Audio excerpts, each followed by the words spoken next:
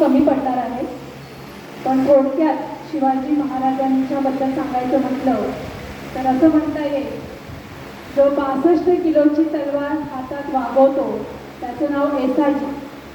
जो 62 किलोची तलवार हातात वागवतो त्याचं नाव येसाजी. जो 2000 सैन्याशी एकटा झुंजतो त्याचं नाव बाजी. जो एक हात सुटला तरी शत्रूशी लढतो त्याचं नाव तानाजी. आणि जो 8 तासात घोडा दिल्लीवरून पुण्याला आणतो त्याचं नाव संताजी. जो शत्रूच्या छावणीत शिरतो आणि त्या छावणीचा कळस कापतो त्याचं नाव धनाजी.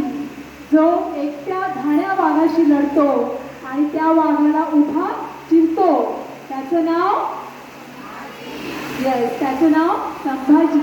आणि या सगळ्यांना बरोबर घेऊन जे आपल्या हिंदवी स्वराज्याचं नंदनवन फुलवितात, स्वराज्याचं तोरण बांधतात असे शिवाजी. अशा या शिवाजी महाराजांचा जन्मोत्सव आपण आज या ठिकाणी साजरा करत आहोत. विद्यार्थी मित्रांनो, शिवाजी महाराजांचा जन्म दिवस हा अशा पद्धतीने इतर नुसती गाणी म्हणून किंवा डान्स करून किंवा मिरवणूक काढून आपल्याला करता येणार नाही. तर शिवचरित्र जे आहे त्या शिवचरित्रामध्ये शिवाजी महाराजांनी काय काय गोष्टी केलेल्या आहेत त्यांच्या या आयुष्यामध्ये, तर त्या सगळ्यांचा बोध घेणं हे प्रत्येकानं अपेक्षित आहे. शिवाजी महाराज आज 450 वर्ष झाली तरीसुद्धा आज शिवाजी महाराजांचं नाव आपल्या प्रत्येकाच्या मनात आहे. आजची ही शिवजयंती केवळ महाराष्ट्रात न साजरी होता आज जगामध्ये जवळजवळ 111 देशांमध्ये शिवजयंती साजरी होत आहे. माहिती आहे तुम्हाला, देशाच्या जवळजवळ 111 देशांमध्ये ही शिवजयंती साजरी होत आहे. मला वाटतं मागच्या वर्षी शिवजयंतीच्या दिवशी मी शिवाजी महाराजांचे काही टेक्निक्स तुम्हाला सांगितले होते. काही आठवत आहे? त्यामधलं पहिलं जे टेक्निक होतं ते म्हणजे रीडिंग बाय एक्झाम्पल. म्हणजे शिवाजी महाराजांचं याचं एक्झाम्पल द्यायचं म्हटलं तर प्रतापगडची लढाई सगळ्यांना आठवते ना. प्रतापगडाशी शिवाजी महाराजांनी काय केलं होतं? अफजल खानाचा वध केला होता. त्याच्यामध्ये रीडिंग बाय एक्झाम्पल कसं असेल तर शिवाजी महाराजांनी स्वतः गेले अफजल खानाचा वध करण्यासाठी. त्यांनी इतरांना कुणाला पाठवलं का? त्यांचे कमांडो होते की नाही? त्याच्यामध्ये तानाजी होते, बरेचसे त्यांचे कमांडोज होते. तर त्या कमांडोजना न पाठवता शिवाजी महाराज हे एकटे गेले. त्यांनी स्वतः लीड केलं आणि म्हणूनच आपल्याला शिवाजी महाराजांचं हे एक्झाम्पल यामध्ये देता येईल. दुसरं आपल्याला त्यांचं टेक्निक सांगायचं असेल तर स्टेनलेस कॅरेक्टर. स्टेनलेस कॅरेक्टर म्हणजे काय? तर शिवाजी महाराजांवरती असा कुठलाही त्यांच्या चारित्र्यावरती डाग नाही आहे का? शिवाजी महाराजांनी शत्रूंना हरवल्यानंतर त्यांच्या ज्या बायका होत्या त्यांना नेहमीच काय केलेलं आहे? आदर दिलेला आहे. असे हे शिवाजी महाराज, त्यांचं कॅरेक्टर कसं होतं? स्टेनलेस होतं. कुठलाही डाग शिवाजी महाराजांच्या चारित्र्यावरती पडलेला नाही. त्यानंतर सगळ्यात महत्त्वाचं म्हणजे आज जे हिंदवी स्वराज्य जे इतकी वर्ष टिकून आहे, आज आपण आपल्या कपाळावर जे कुंकू लावू शकतो ते केवळ फक्त शिवाजी महाराजांनी. आणि असे शिवाजी महाराज त्यांनी हिंदवी स्वराज्य कसं काय टिकलं असेल आणि त्याचा सगळ्यात महत्त्वाचा जो पॉईंट असेल, सगळ्यात महत्त्वाची जी गोष्ट असेल ती म्हणजे पनिशमेंट. शिवाजी महाराजांनी लगेच ताबडतोब तिथल्या तिथे काय दिलेलं आहे? शिक्षा दिलेली आहे. जर एखाद्या स्त्रीशी जर असभ्य वर्तन केलं तर शिवाजी महाराजांनी त्यांचे डोळे काढून दिले, डोळे काढून टाकले, त्यांची शिरं उडवलेली आहेत, त्यांची मुंडकी उडवलेली आहे. टोपेच्या ठिकाणी त्या मुलाच्या माणसाला त्यांनी दिलेलं आहे. म्हणजे थोडक्यात काय तर हिंदवी स्वराज्य हे असंच झालेलं नाही. तर त्यामध्ये सगळ्यात महत्त्वाचा जो आपण म्हणतो की आज एखाद्याने गुन्हा केला तर आपल्याला त्याची वाट बघावी लागते, बरोबर? राष्ट्रपतींकडे दयेचा अर्ज पाठवला जातो आणि मग राष्ट्रपती ठरवतात गुन्हा झाल्यानंतर याला फाशी द्यायची की नाही द्यायची. पण शिवाजी महाराजांच्या वेळेला ही जी एक पद्धत होती की शिवाजी महाराजांनी कुठलाही मागचा पुढचा विचार न करता लगेचच्या लगेच तिथे शिक्षा दिलेली आहे. आणि त्याचबरोबर ज्यांनी चांगली गोष्ट केलेली आहे त्यांना लगेच रिवॉर्ड दिलेला आहे. जसे की आता मगाशी स्पीच सादर केले की तुम्ही, हिरकणी यांनी पूर्ण तो रायगड चढून गेलेला आहे आणि त्या हिरकणीचा त्यांनी काय केलेला आहे? सत्कार केलेला आहे. असे हे श्रीदाक्षिण्य असलेले शिवाजी महाराज.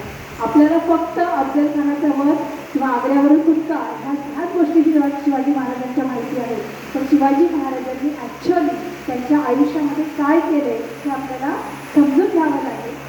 आग्र्यावरून जेव्हा शिवाजी महाराज सुटले त्यावेळेला परत येताना ते कर्नाटकामध्ये धारवाडच्या जवळ एका गावामध्ये थांबलेले होते. आणि त्या गावामध्ये थांबल्यानंतर एक बाई होती यल्लमा नावाची. तर ती यल्लमा नावाची बाई जी होती तिचा पती वारलेला होता. आणि त्यामुळे ती काय करायची, शिवाजी महाराजांचं कुठे घोडी पळव, कुठे बकरी पळव, अशा वेगवेगळ्या पद्धतीच्या गोष्टी करायची, चोरी करायची. तेव्हा शिवाजी महाराजांनी आपल्या सरदाराला त्या ठिकाणी पाठवलं आणि तिचा बंदोबस्त करायला सांगितलं. ॲक्च्युली सरदाराचं काय काम होतं की तिला समजावून सांगायचं होतं की तू असं करू नको. पण त्या सरदाराने काय केलं, तिच्याशी असभ्य वर्तन केलं. ही गोष्ट जेव्हा शिवाजी महाराजांना कळली त्यावेळेला शिवाजी महाराजांनी त्याचे डोळे काढून घेतले. म्हणजे ही म्हणतात पनिशमेंट. जेव्हा गुन्हा हा सांगितला जातो तो सिद्ध होतो त्यावेळेला लगेचच्या लगेच शिक्षा आहे शिवाजी महाराजांनी दिलेली आहे. आणि या शिक्षेमुळे कुठल्याही माणसाची शिवाजी महाराजांच्या विरोधात जाण्याची ताकद होत नव्हती. आणि म्हणून हे इंद्रजित स्वराज्य आज इतकी वर्ष आपण त्याचा जे काय करतोय असे हे इंद्रजित स्वराज्य या ठिकाणी स्थापन झालेलं आहे. जेव्हा शिवाजी महाराज आग्र्यावरून आले, पुन्हा दिल्लीवरून आले, त्यावेळेला तह झालेला होता आधी. आणि या तहामध्ये शिवाजी महाराजांना त्यांचे बरेचसे किल्ले हे द्यावे लागले होते. आणि शिवाजी महाराजांकडे फक्त 17 किल्ले होते. किती किल्ले होते? 17 किल्ले होते. त्यावेळेला जिजाऊंनी एक किल्ला जिंकला आणि त्या किल्ल्याचं नाव काय होतं? रामगड किल्ला होता. म्हणजे 17 अधिक 1 किती किल्ले झाले? 18 किल्ले झाले. आणि मग शिवाजी महाराजांनी आग्र्यावरून आल्यानंतर 1666 ते 1669 या 3 वर्षामध्ये काय केलं? स्वॉट ॲनालिसिस केलं. म्हणजे शिवाजी महाराजांनी काय आपलं चुकलं, ॲनालिसिस केलं की आपल्याकडून हे किल्ले का गेले आणि हे किल्ले परत मिळवण्यासाठी आपल्याला काय करावं लागेल, हे सगळं ॲनालिसिस केलं. त्याच्या ज्या स्ट्रॅटेजीज आहेत त्या सगळ्या शोधून काढल्या. काय टॅक्टिक्स आपल्याला वापरावी लागेल की हे गेलेले किल्ले आपल्याला स्वराज्यामध्ये पुन्हा मिळवता येतील.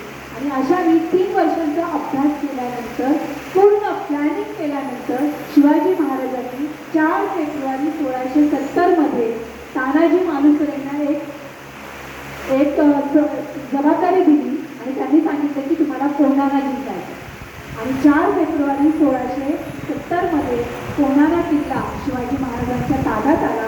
पण मात्र त्यांचा सिंह गेला, तानाजी मालुसरे राहिले नाही. आणि अशा पद्धतीने शिवाजी महाराजांनी 1670 ते 1678 किती वर्ष? 8 वर्ष. या 8 वर्षामध्ये जे 18 किल्ले होते त्या 18 किल्ल्यांवरनं 260 किल्ले शिवाजी महाराजांनी जिंकलेले आहेत. बघा, 18 किल्ले ते 260 किल्ले, एवढे किल्ले शिवाजी महाराजांनी जे जिंकले यासाठी काय हवंय? पूर्ण फुलप्रूफ प्लॅनिंग पाहिजे. किल्ला जिंकला तसं नाही तर त्या किल्ल्यावरती जी माणसं नेमायची आहेत, शिलेदार आहेत, किल्लेदार आहेत, ती पारखून निवडली पाहिजे. त्यांची अपॉइंटमेंट, त्यांची रिक्रुटमेंट केली पाहिजे. या सगळ्या गोष्टींना किती वेळ लागतो बरं? आणि त्यावेळेला कम्युनिकेशनचं साधन होतं का? की लगेच मोबाईलवरती फोन केला, हां तानाजी मालुसरे म्हणा किंवा मोरोपंत पिंगळे म्हणा, हां असं नव्हतं. हे कम्युनिकेशन स्किल त्यावेळेला खूप स्ट्रॉंग होतं शिवाजी महाराजांचं. आणि त्याचं एक उदाहरण द्यायचं म्हटलं तर जेव्हा शिवाजी महाराजांनी सुरतेवर छापा टाकला, असाच नाही छापा टाकलेला शिवाजी महाराजांनी, तर शिवाजी महाराजांना बहिर्जी नाईक यांनी एक ब्ल्यू प्रिंट आणून दिली होती. म्हणजे काय की कुणाच्या घरामध्ये किती खजिना आहे, कुणाच्या मराठा त्यांच्या अंगावरती किती सोनं आहे, या सगळ्या प्रकारची ब्ल्यू प्रिंट ही बहिर्जी नाईक यांनी शिवाजी महाराजांना दिलेली होती. आणि म्हणूनच शिवाजी महाराजांनी सुरतेवरती छापा टाकला आणि सुरतेची लूट केली. कारण आपल्या हिंदवी स्वराज्यासाठी खजिन्याची गरज होती आणि म्हणून या सगळ्या गोष्टी शिवाजी महाराजांना कराव्या लागल्या. विद्यार्थी मित्रांनो, शिवाजी महाराज हे स्वतः एक आर्किटेक्ट होते, खूप चांगले इंजिनियर होते. याचं उदाहरण म्हणजे त्यांनी राजगड बांधला.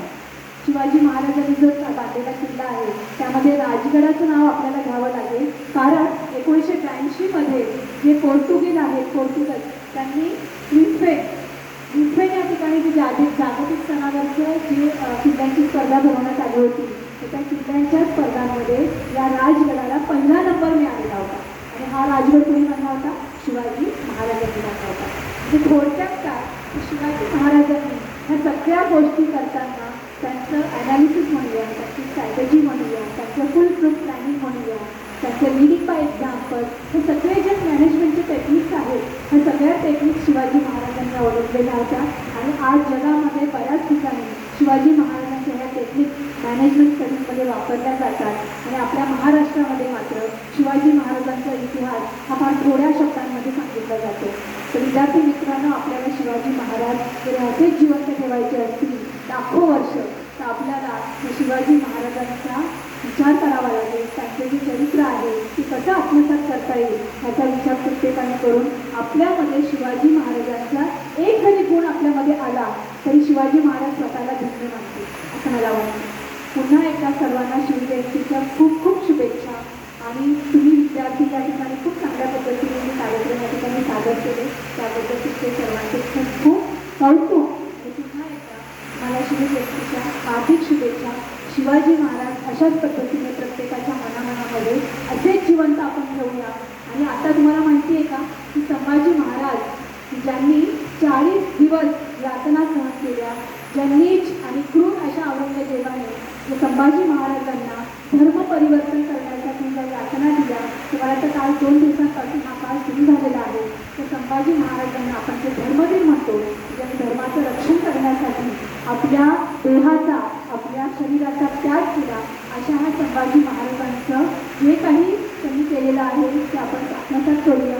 पुन्हा एकदा त्यांना त्याचे स्मरण करूया आणि शिवाजी महाराज आणि संभाजी महाराज यांच्या पावलावरती पाऊल तर ठेवता येणार नाही, पण त्यांचा एक जरी गुण आपण आत्मसात करू लागलो तर मला वाटतं खऱ्या अर्थाने आपण शिवजयंती या ठिकाणी साजरी करू असं मला वाटतं. तर पुन्हा एकदा शिवजयंतीच्या सगळ्यांना शिवजन्मोत्सवाच्या हार्दिक शुभेच्छा. धन्यवाद.